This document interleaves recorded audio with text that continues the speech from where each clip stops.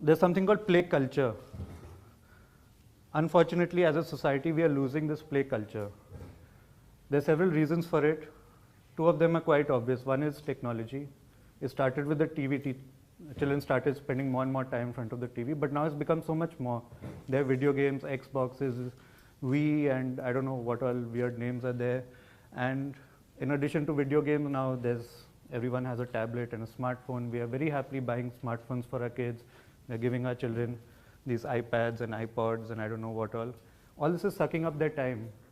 It's not allowing them to go out and play because this is more interesting. Small kids, 14 and 15-year-olds, even as young as 12 years old, have Facebook profiles. And their online persona has become much more important than their real life interactions. All that poking and status update and DP and all this has become so important for them. But going out and playing with other children their own age is no longer important for them.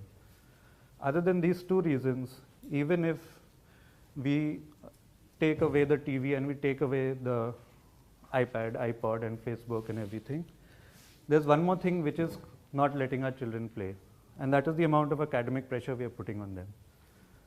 Now please think a little bit, everyone in this audience who is above the age of 25 or 30, please tell the youngsters, when was the last time somebody asked you ISC or CBSE class 10, class 12 board marks? Years ago. It loses relevance. But for some reason we hound our children to get these marks. Even though we may say, no, we don't put pressure, in the end we put pressure. When they come back and say, Mummy, I got 9 on 10 in a small little class test which has no meaning, we say, Beta, pichli baar you got 9 on 5, grades are dropping, dekho maine bola tha na, you should have studied more. For that 0.5%, so much pressure. And is it any use? And see at what age we start. We are starting before they enter school when they're this high. We are sending them to play school and preschool so that they can prepare for the interview to get into a good school. From then on, it's a continuous cycle of study, go to school, come back home, eat something maybe, go for coaching, go for tuitions, come back home, do your homework, go to sleep. Endless cycle. Any time that is left goes into these gadgets or TV. So there's no time left to play. So two things, please. First, limit the amount of screen time for our children. Second is, please do not put so much pressure. Yes, academics is important. Unfortunately, in our society, marks are given so much importance, but just think about it. In my time, if you got 75%, it was considered good. You got 80, it was very good. 85 was awesome. And somebody got 95%, we were like, please, nikal jao. There's something wrong with those who got 90. But now, even if you get 95, you cannot get into the best colleges of Delhi. It's no point getting 95. What is the point of killing our children just so that they get 95? They can't do anything with it anyway. So please let our children play. They can learn much more on the playing field, things that are going to help them their whole lives. Sorry. Now the next thing which is much closer to my heart is, even if children go out to play, there's still some things, even if we give them the mental space to play, there's still some things which are holding them back. One is urbanization. Due to urbanization, we're losing out on playing spaces. There's no space left for our children to play. Because of safety concerns of traffic and all the crimes against children, parents are preferring to keep their children at home, where they're safe. So we refuse to let our children go out. It's very understandable. Any parent will not want to put their child in danger. So the simplest solution to this seems to be the neighborhood park, right?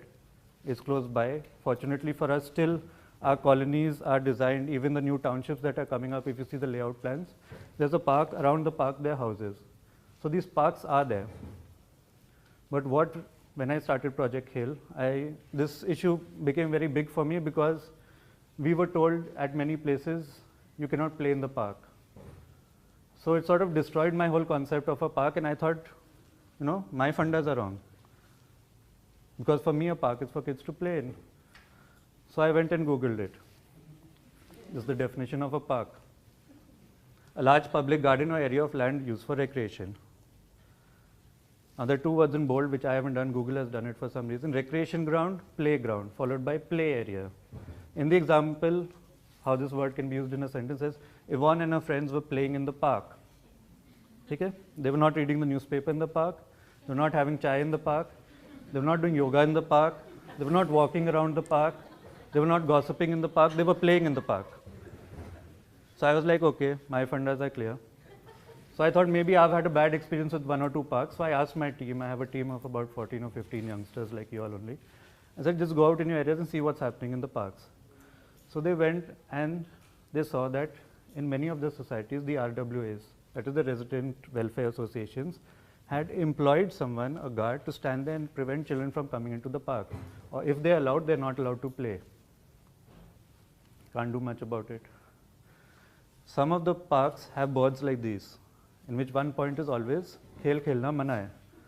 Some of them define which khel, means football, cricket, adi, anya khel, something, khelna mana hai. In other words, we have destroyed the purpose of a park for playing. Some of them don't even need to put a guard or a board because they've destroyed the playing area. They build these structures right in the middle where a cricket pitch would be or where kids would play football. Some of them go a step further and beautify the park in the name of landscaping and put these weird sculptures. These are fake deer. Any animal lovers don't think that these are real deer in a cage. These are fake deer. For some reason they're in a cage. I don't know why, maybe. It's like, at night they may decide to come to life and run away or something. So they're kept in a cage. So this is what is being done to destroy the play areas. Now, way back in 1800s, Oscar Wilde wrote a story called The Selfish Giant. Some of you may know about it. Some of you may have forgotten about it. I'm already running late. So I'll just summarize very quickly. There's this giant. He had a garden. He went away to meet his other giant friends. When he came back, he saw that there were children playing in his park, in his garden. So he got very angry. He shouted at them, screamed at them, told them get lost, built a boundary wall, and locked the gate. Now winters came in the whole land. Obviously, when winter, there's frost, there's snow, the birds were shivering, they were not chirping, the flowers were not blooming. It was all bleak and desolate. But when spring came to the whole land except his garden. To cut a short story even shorter, the birds started chirping in his garden, the flowers started blooming only when he allowed children to come back. So way back in 1800s, Oscar Wilde told us, do not be selfish giants. Allow children to play in your gardens. But we are not doing it. So my first take home for you all is please let our children play. And this is something very simple for you all to do. You don't have to approach the government. You don't have to do a dharna. You don't have to do a candlelight vigil. Just need to talk to people who in most cases are our own fathers, our own uncles, our own brothers, people who are in charge of the RWAs, people who are part of this society, whatever things they are, people who are taking decisions about how the park should be used, and tell them please open the park up for our children. If you hear an uncle shouting, तुम लोग इतना शोर मचाते हो यहाँ मत खेलो, please tell him, uncle, खेलना and shore is one and the same. There will be shore where there's खेलना and they have a right to play. Okay? If you are so worried, you go do your evening walk somewhere else. You read your morning paper somewhere else, but let the children play here because it is unsafe for our children to go out on the road. So please let them play here.